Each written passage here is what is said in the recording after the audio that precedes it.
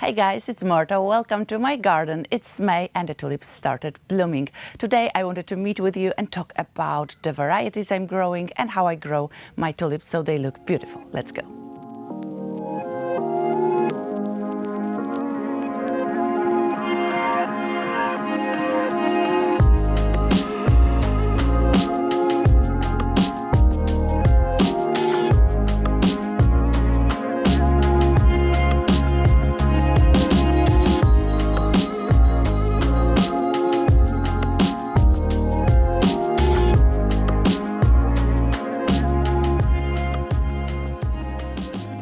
So we'll start with this tulip. It's called Charise. A few years ago we went to the Netherlands, to the tulip fields. We visited the girls from Flower Farm, we visited Keukenhof. And when we were in the tulip fields with the girls from farm, they showed me a tulip, and a few years ago it was not available for sale. They were trialing it, they were growing a huge field of it. It looked so beautiful. And during the filming of the video, I was just cutting some of the flowers. I took some of those flowers. We went to one hotel, then we went to Amsterdam with this bouquet of tulips. And then we came with the car from the Netherlands to Poland, to Warsaw, with the same bunch of flowers. And they still bloomed for me for a week at home. So I really have a lot of very positive feelings towards this variety of tulip. So when this tulip starts, it is white and it is yellow, but this yellow is very eggnog-like or citrusy-like, so a beautiful, beautiful yellow. Then it has this perfect, beautiful again, perfect edge. It's pink, it's ruffled, and then it becomes white with this beautiful like frilly pink edging. I really love it. It's been blooming for us for 2 weeks, so really long blooming time. And from my experience from this traveling with this bouquet of those tulips, I know that they last for a really long time in a bouquet. So I really love it. Before we look at another tulip variety, let's look at this phlox. This phlox I put it in the ground in 2022. I put it in the gravel, and below the gravel there is just like sandy, like almost nothing, no soil. It doesn't get any irrigation. It just thrives here in the sun. It's always full of flowers. The rest of the year it is a beautiful green like pillow. I really love this plant, and this is a plant if you're having troubles with the spaces that are dry, that are in the sun, this phlox will be a perfect plant to put there. So this year was very strange for our tulips. The tulips we had in the garden in previous years started blooming very early. So they started blooming in April. And because we had such high temperatures, they started blooming, and they bloomed for a week and a half. And we had temperatures like 26, 27, which is very unusual in April. And they started, the flowers started burning, and that was it. So that was not a good year for those old tulips. But I planted some of my tulips very late in the season. So I planted them in December, some of them even in the new year. So I think those were planted in the new year, and they started blooming later. Now we will have a colder week, which I'm really being hopeful here that we will cherish those tulips for a longer period of time. But this variety of tulip that I'm showing you now is called Marit. We've had this tulip in the garden. You've probably seen it before. It was next to our office window, and we've had it for a few years. It was coming back very reliably, but those borders that are very close to our house are very dry, and in the summer they are never soaked with water. So that's what tulips like. That's why they come back so eagerly. And here it is a very different situation. This border is very wet in the winter, so I'm not always hopeful for the tulips to come back here. But the variety is beautiful. It is pink, it is a bit peachy, it is a bit yellow, very mixed, and it is a single type of flower. So I've been growing the Marit Tulip for a few years now, and last year I just saw that there is the double Marit variety available, and I thought this is a nice variety to try on. So I planted some of them here, the Marit double. And what are my thoughts about it? So the single variety is more pink when you look at it, because the outside is pink and also a beige mixed with pink, and then the inside is yellow. And because it is a single variety, the yellow inside is like a cherry on the top. It just gives something, adds something up. With the double variety, the yellow is the main thing you see. You see the yellow more than the pink, which for me is not my preference. So I'm definitely leaning toward the single variety. But I'm really eager to hear your thoughts. Which one is more beautiful to you? Which one would you plant in your garden?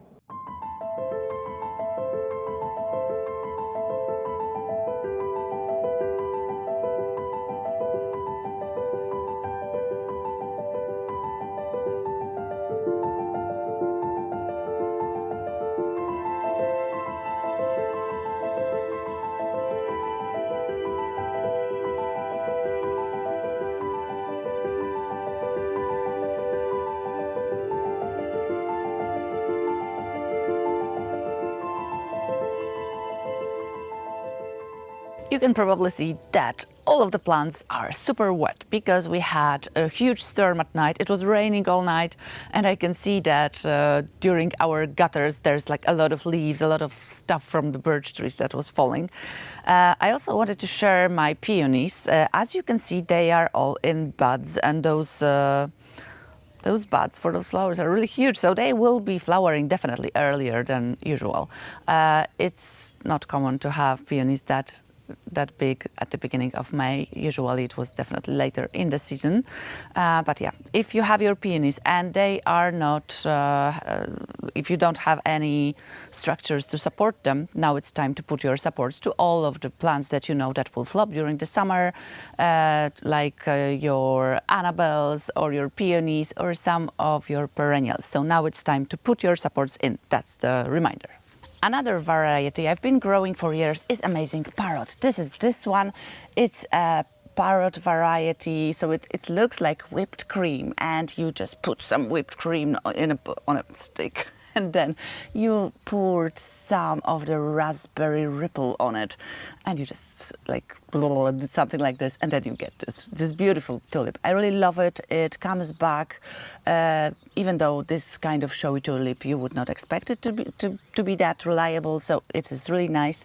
But I had this idea that I will mix this amazing Parrot with another variety that I really love that is called Salmon Van Eyck, which you've seen in the beginning of this tulip season here.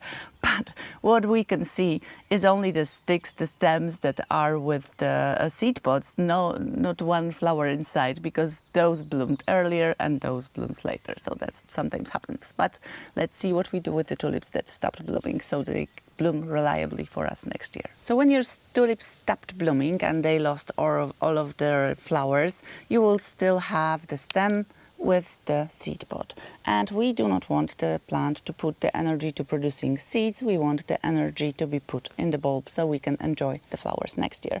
So it's good to take the stem out, especially this part, and we'll leave those leaves to dry out. But I know this view is not pretty. You feel like you should prune them to the ground and not see them. But if you want the tulips to bloom for you again, the best thing is to let the leaves dry out, because when they still see the sun, the photosynthesis occurs and the bulb will get the energy from the sun. And if we cut them now, it won't. It's also good if you really want big results, good results with your bulbs, to dig them out in the summer, dry them out, and then put them again in the ground in September to December. But if you plant like thousands of tulips in your garden, that is not possible for like one person to do. So I don't do it, but for best results, it is advised to do so. As you can see, I started digging out my supports for my Annabelles. Those we made, they were custom made. That was my idea for supports for Annabelles. They work, but there are some disadvantages of them. So when the stems are really tall, they tend to snap on this metal. Then I'm using those rods that I've shown you last year. I will also be incorporating those among those. And I will also be trying a new type of supports. I'm always trying, because I'm like striving for this idea that after a huge storm, my Annabelle will stand upright. And I believe, because I'm a true optimist, that I will find the solution one day. We'll see.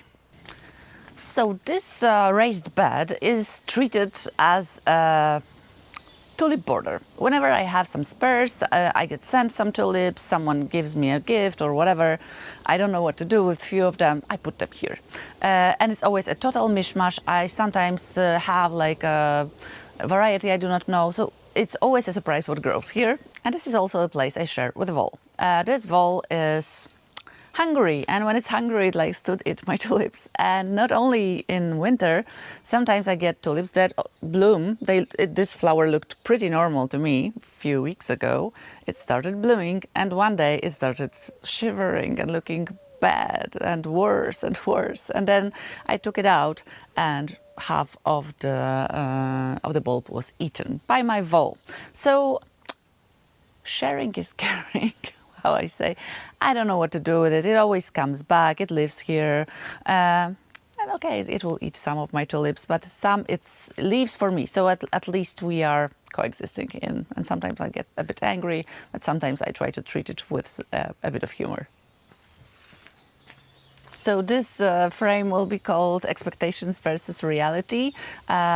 In winter, I had this idea that I will have this huge swoop of angelic tulips, and I ordered a lot of them, and most of them that I got turned out to be red and yellow. Really disgusting colors. I really hated them, and this is what I was expecting. So sometimes this is what happens with tulips. You do not get the varieties you've ordered, and this really makes me maybe not angry, like disappointed, because I always say that it's like I ordered a shoe and I ordered 40 and I got 36, and someone will say it's also pretty, but I cannot wear it. This is not what I was expecting. So I was really hoping to show you this display of beautiful pink angelics, and I got this thing which I don't know how it's called.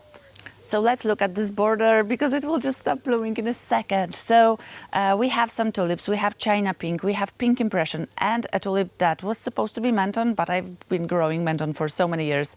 I know that it's very similar, but it's not menton. But it's also a late tulip, a bit more orangey and more, I don't know, it has a bit different vibe and colors than true menton. Menton is a bit bigger, more pink for me. So also nice. It will look beautiful with the alliums that will bloom in a second. So a lot of alliums are about to bloom, and whenever I talk about alliums, I get the questions about their leaves. So people are writing to me, what happened to my alliums? The ends of the leaves are drying up, and then the whole leaf is drying up. Why? So that's normal for alliums. This is how they grow. This is how they are. It's different with the leaves of alliums than it is with tulips. You can take out the leaves of alliums when they are almost blooming. So it's fine. Sometimes they will crush your other perennials. Sometimes they will just look ugly in the border, and it's okay to take them before the blooms. Whenever they are dry, I will just cut bits of them. I will hide them below my perennials, and when it's too many of them, they can crush my perennials. So I will just go around them so they are not seen.